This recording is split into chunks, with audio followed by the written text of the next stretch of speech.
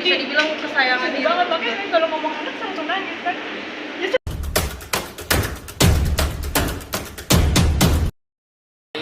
Yuk. Oke, udah sempet.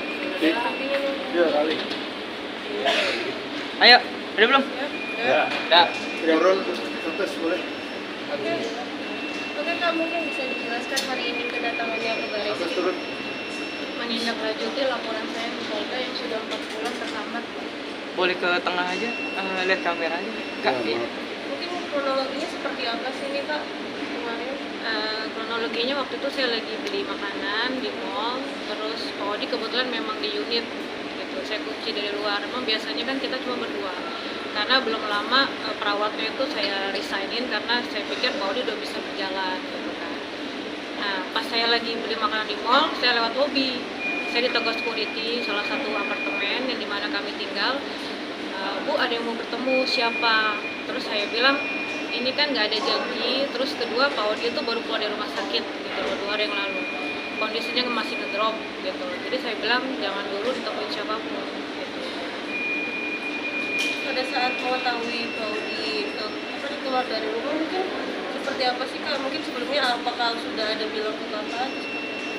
Nah, nggak ada bilang. Nah, terus kan saya pikir pesan saya diindahkan karena mas security. Nggak taunya pas saya lagi pergi makan ke mall, terus saya balik di unit udah nggak ada Pak Odi. Pintu unit udah terbuka setengah, saya panik, saya taruh makanan di lantai, saya kejar lah security yang dimana sempet nanya tadi kan, saya pikir kan tahu gitu. Nah, akhirnya security-nya bilang nggak tahu apa-apa, terus saya tanya resepsionis, nggak tahu apa-apa, terus saya aneh gitu, kok nggak tahu. Akhirnya saya bilang, tolong dong telepon building manajemen, suruh turun, suruh ketemu saya, jelasin kejadian ini, terus saya pengen lihat rekaman CCTV. Mbak, laporan yang kemarin itu di Polda apa di Mabes ya? Kemarin di Polda, Di Polda atas pengaduannya, atas laporannya. dugaan penculikan Pak Odi, orang sakit. Mbak, tapi sebelumnya dari Pak Odi sendiri, apakah dia ada masalah dengan orang lain atau seperti apa sih?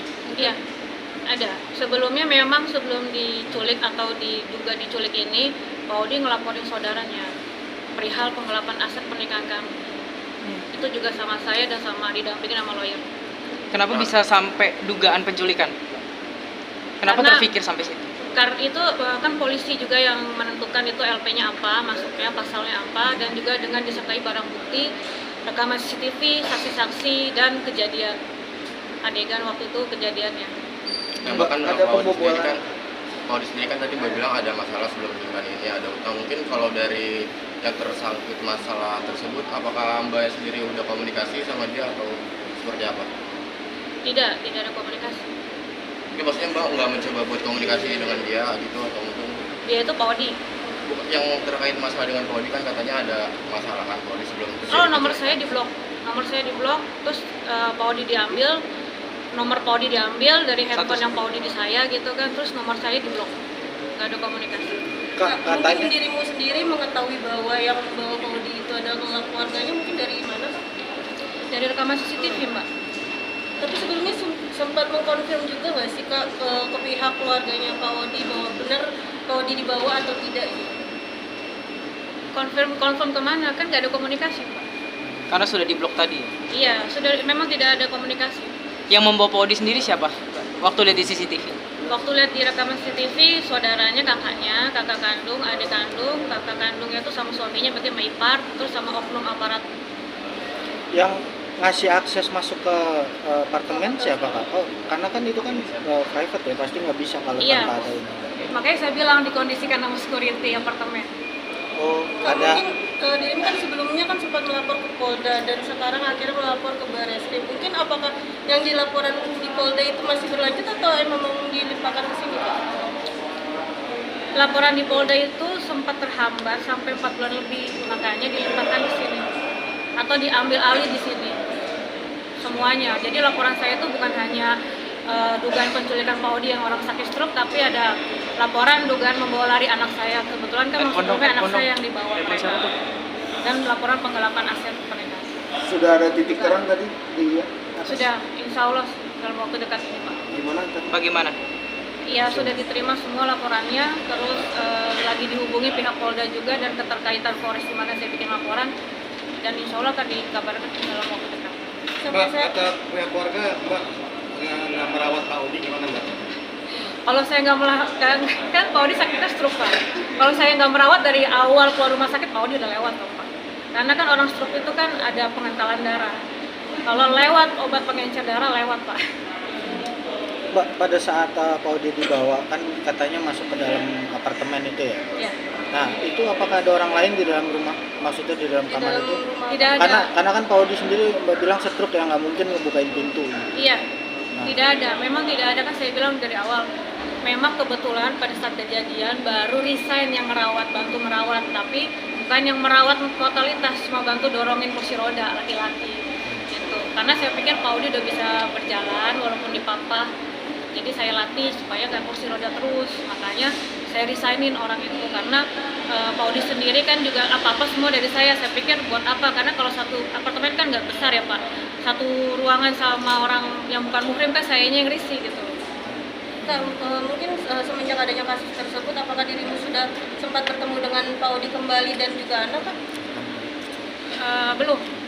Sempat ketemu di Polda. Waktu itu juga saya hubungin Polda, keadaan lagi nggak sengaja saya dapat telepon dari rumah sakit Cipto Kencana kalau Pak Odi ada berobat. Akhirnya saya hubungin Polda dan diambil atau ditangkap di situ semua, terus ya udah ketemu di Polda tapi cuma sebentar.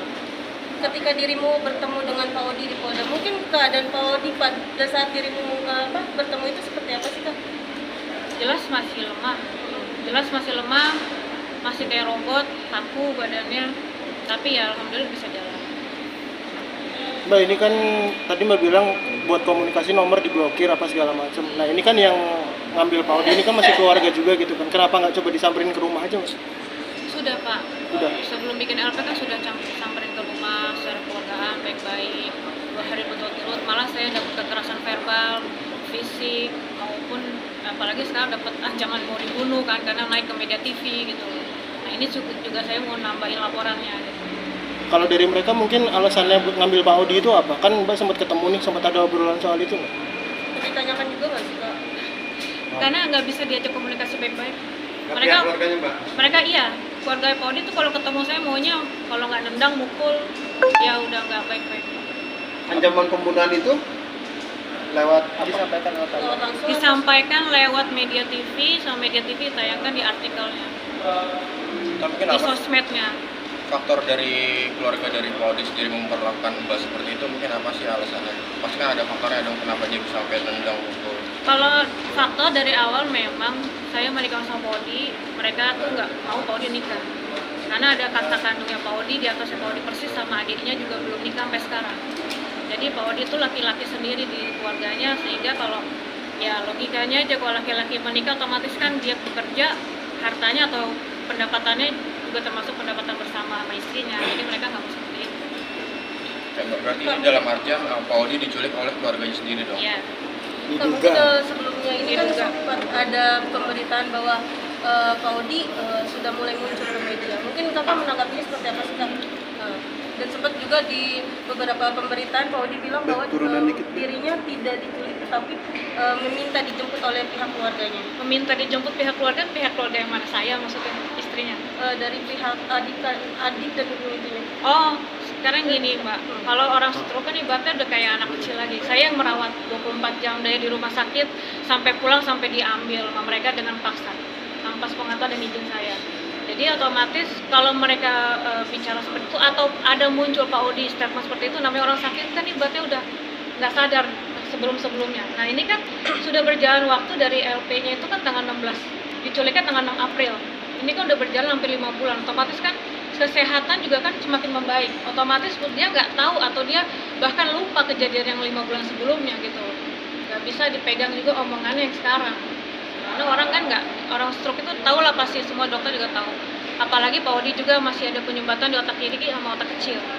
Jadi otomatis dan harusnya dia juga dilakukan evaluasi fungsi luhur sehingga biar tahu kognitifnya itu masih berfungsi 100% apa enggak, tapi udah keburu diambil. Mbak, berarti sebelum adanya penculikan ini dari Pak Odi sendiri nggak pernah cerita ke Mbak ya, kayak dia mengutarakan pengen pulang ke rumah keluarganya harus seperti apa gitu? Enggak, setahu saya enggak, karena kita baik-baik aja, happy-happy aja, saya rawat dengan baik. beliau juga senang gitu kan, saya rawat sendiri murni gitu, nggak ada bantuan siapapun. Yang harusnya kan pakai bantuan suster, tapi alhamdulillah saya bisa lakuin semua sendiri. Berarti anak juga ikut sama Pak Odi? Anak otomatis ikut karena sebelumnya anak juga udah diambil sama mereka, Mbak. Dan ini sudah berjalan hampir 4 tahun. Awalnya waktu itu saya kejadiannya lagi kena COVID sama Pak Odi. Jadi saya di isolasi mandiri di hotel hampir sebulan. Gak lama setelah itu saya CT-nya naik, Pak Odi kan belum karena dia ada komorbid jantung sebelum stroke nih. Akhirnya ya udah, karena Pak Odi masih sana saya diamin dulu. Anak di situ akhirnya diberi kebebasan, diberi doktrin buruk, ujaran kebencian ada di situ gitu. Tapi usaha dirimu untuk tetap bertemu dengan anak itu seperti apa sih Kak? Usaha ya harus sebenarnya, cuman karena di sini kan mereka udah nggak bisa diomongin baik-baik, makanya selalu kontak fisik, makanya saya lewat LP ini gitu loh. Tapi LP-nya tuh mandek di Polres Selatan 4 bulan, pemanggilan saksi desa saya juga baru kemarin, baru 1, makanya saya udahlah saya laporin ke Mabes itu dan diambil semua laporan saya. Terus menanyakan juga nggak sih ke pihak Polres sendiri kenapa laporan tersebut bisa dibilang mangkrak gitu? Polda. Iya, Polres Selatan, Mbak. Oh, Polres. Kalau untuk Awal anak, ya? Untuk anak ya, kalau anak Polres Selatan. Iya, saya udah nanya, sudah datang. Ya biasa gitu kan, jawabannya yang gitu lah. Sibuk atau udah dijadwalin nih saksi dipanggil, tiba-tiba hari hanya penyidiknya batalin gitu. Kalau usia anaknya sendiri berapa sih? Usia anak 13 tahun, Mbak. Ini anak maksudnya diberi pengaruh negatif. Iya, pasti. Pertama diberi doktrin buruk, diberi ujaran kebencian sama ibunya. Iya, sama ibunya. Terus anak juga dibebasin mau main jam, kan anak itu lagi pengen-pengennya Pak, main motor ngebut-ngebutan, gaul sama anak geng-geng motor gitu kan. Pulang jam 12, jam 2 malam gak dimarahin. Nah, sedangkan kan sama saya ibunya gak bisa. Nah, akhirnya di situ diambil hatinya gitu. Tapi dirimu tahu bahwa anak perilakunya mulai berbeda itu sejak kapan sih Kak? Sebenarnya anak saya tuh udah mulai diculik mereka di umur 3 tahun. Saya lagi kerja, saya kan dulu juga syuting ya. Saya sudah syuting pulang, kalau iklan kan pulang sore. Nah, saya datang jam 7 malam, anak saya udah nggak ada. Saya datangin ke mereka, ternyata ada di situ. Saya ambil baik-baik, saya dilemparin sepatu, sendal supaya nggak masuk ke rumahnya. Tetap saya nekat, saya mau gendong anak saya dihajar meja. Kayak gitu. Jadi memang mereka tuh, ya maaf aja sih bukan ngebuka aib keluarga suami saya, karena ini udah fatal juga sih. Anak saya sampai nggak bisa, sampai putus sekolah, bukan nggak bisa lagi. Karena udah 7 bulan berturut-turut nggak masuk sekolah. Takut saya ambil. Jadi sekarang nggak ada. Sekarang statusnya udah bukan pelajar, makanya saya sedih banget. Pemerintah di faktor penculikan dari suami keluarga itu faktor apa tadi? Penggelapan dana aset atau apa? Iya, penggelapan aset pernikahan. Senilai berapa? Nilainya nggak bisa dihitung. Tapi yang jelas, selama Pak Odi dia ambil ini sudah ada pencairan dana, deposito sama obligasi. Pencairan dananya seperti apa? Seberapa? Nominalnya di atas 2M. Kak, mungkin dirimu sedih nggak sih Kak melihat perilaku anak yang bisa Sedih. dibilang kesayangan Sedih diri? banget, makanya kalau ngomong anak saya langsung nangis kan. Ya sedih banget. Sampai dampaknya ke anak yang putus sekolah kan kasihan, pendidikan wajib 9 tahunnya terganggu gitu. Cuma hal kayak gini keserakahan mereka gitu. Kalau saya bagaimanapun saya juga berhak. Saya seorang istri sah, nggak ada perceraian, nggak ada pertikaian. Audi juga saya urus baik-baik, walaupun stroke gimana, saya rawat baik-baik. Ada saksinya resepsionis, orang building manajemen, apartemen yang orang lain, belum saksi keluarga, teman kerabat, partner bisnisnya Pak Odi. Kenapa selama ini diam, Mbak? Soal anak berarti gimana Mbak? Apakah doktrin itu punya pengaruh kayak benci sama ibunya atau Pengaruh, tapi anak saya semenjak Pak Odi sempat diambil dan mereka dibawa juga ke Polda, anak saya juga ikut, terus anak saya juga sempat bisa berpikir gitu. Mana yang salah ya, anak saya pasti tahu ibunya ini terzolimi gitu. Kenapa selama ini Mbaknya diam? Karena kan Bukan sudah saya diambil diem. 3 tahun. Bukan saya diem Mbak, saya dulu sebelum Pak Odi stroke, saya menghargai suami. Biar gimana pun tuh keluarga suami. Dan kedua, mereka nggak bisa diajak ngomong baik-baik, anarkis. Saya menghindari kontak fisik, karena kan badan saya kecil, mereka kan besar gitu. Terus ketiga, saya nggak mau ada masalah sebenarnya. Cuman karena saya pikir awalnya tadinya mereka kan ada yang nggak nikah tuh 2 orang. Ya udahlah berbagi kasih sayang sama ponakan gitu, karena mereka nggak nikah, nggak punya anak. Tapi ternyata itu modus mereka dari awal. Saya tuh makanya di sini nyesel juga. tapi kalau boleh tahu apa sih Mbak? yang dari awal keluarga nggak suka memberikan dengan restu gitu. Ya itu saya bilang, karena Pak Odi itu kan maaf ya, tulang punggung keluarga. Maka direbut ya. Mungkin langkah selanjutnya yang akan kamu tempuh seperti apa sih? Ya ini saya lagi menempuh ke Mabes, saya menunggu kabar dari pihak Mabes. Ya, alhamdulillah diterima baik dan cepat diproses. Ada langkah selanjutnya ke pengadilan agama kan? Iya, saya pengadilan agama buat apa? Cerai atau Oh enggak. Enggak. Ya tapi saya terserah Pak Odi. Saya niatnya kalau saya niat bercerai saya ngapain bikin LP pencerita capek-capek begini Pak. Lagi sampai ke Mabes. Langsung aja saya buat cerai. Saya kan nggak ada niat menceraikan atau saya mau diceraikan. Nah, berarti yang soal anak nanti tetap di Polres Lampung atau dibawa ke sini juga? Dibawa ke sini semua udah diterima. Nah, mungkin ada yang ingin dirimu sampaikan nggak sih untuk pihak keluarga Iya. Pak Odi dan juga untuk anak-anak? Untuk pihak keluarganya Pak Odi, saya tolong untuk anak saya, mohon hati kemanusiaannya, apalagi ada yang seorang istri, seorang ibu, kembalikan anak saya. Apapun masalahnya, anak itu nggak ada masalahnya, anak itu nggak tahu apa-apa, anak itu jangan jadi korban.